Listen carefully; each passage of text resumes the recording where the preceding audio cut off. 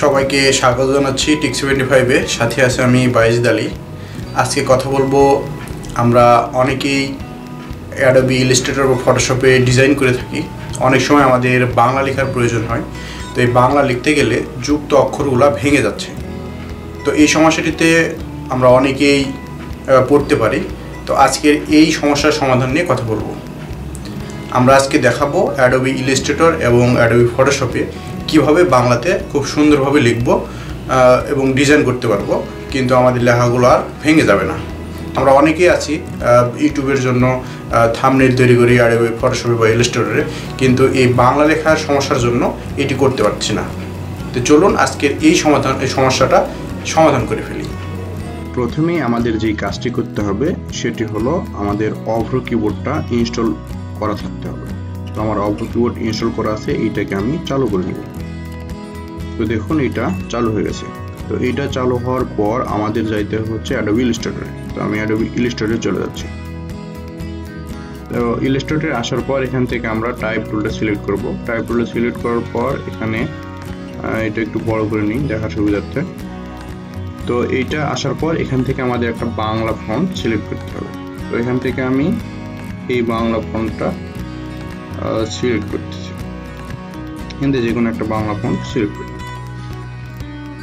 তো বাংলা সিলেক্ট করার পর আপনাদের একটু যদি লিখে দেখাই, এখানে যদি আমি এই কিবোর্ডের এখান থেকে যদি এটা নিয়ে আসি, যদি লিখি আমি হচ্ছে যে ক্ষমায় যদি লিখি, তাহলে হচ্ছে ক্ষমা যদি লিখতে যাই তাহলে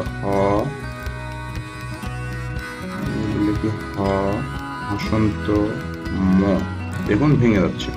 তারপর যদি আমি আরেকটা লিখতে যাই, যে একটু বড় করি, যদি লিখতে যাই জঞ্জাল, এখন যুক্ত অক্ষর আছে যেহেতু এখানে বোঝার সুবিধা হবে, জ নিয় জয় যুক্ত, দেখুন একসাথে হচ্ছে না।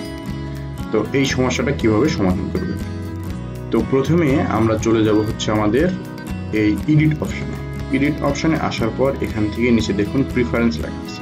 প্রিফারেন্স আসার পর এখান থেকে টাইপ অপশনে চলে যাবো। টাইপ অপশন আসার পর এটা এখন কেটে দিচ্ছি। টাইপ অপশন আসার পর এখন দেখুন ল্যাঙ্গুয়েজ অপশন। ল্যাঙ্গুয়েজ অপশনে দুইটা অপশন আছে, একটা হচ্ছে শো ইস্ট এশিয়ান অপশন, আর এটা হচ্ছে শো ইডিক অপশন। তো অনেকের শো ইস্ট এশিয়ান অপশনটা হয়তোবা চালু আছে অথবা থাকতেও পারে, আমার দুইটার কোনোটাই দেখাচ্ছে না। তো আমার নিচের যে অপশনটা আছে শো ইডিক অপশন, তো এই অপশনটা চালু করে নেব। এখানে টিক মার্ক করার পর এখান থেকে ওকে করব। তো এখন যদি আমি লিখি, এগুলো যদি আমি ডিলিট করে দিই, ডিলিট করে দেওয়ার পর এখান থেকে যদি টাইপ টুল সিলেক্ট করি, এটা একটু বড় করি দেখার সুবিধার্থে। তো এখানে বাংলা সিলেক্ট অবস্থায় আছে, এখানেও বাংলা ল্যাঙ্গুয়েজ আছে। তো আমি এখান থেকে কিবোর্ডটা সিলেক্ট করে এখানে যদি এবার আপনাদের ক্ষমা এটা যদি লিখে দেখাই, বসন্ত ম, দেখুন হয়ে গেছে। এবার যদি লিখে দেখেন আমি জঞ্জাল, জ ইয় বসন্ত বর্গের জয়ে যুক্ত জঞ্জাল ল, দেখুন খুব সুন্দরভাবে আপনি বাংলাতে ইলাস্ট্রেটর লিখতে পারছেন।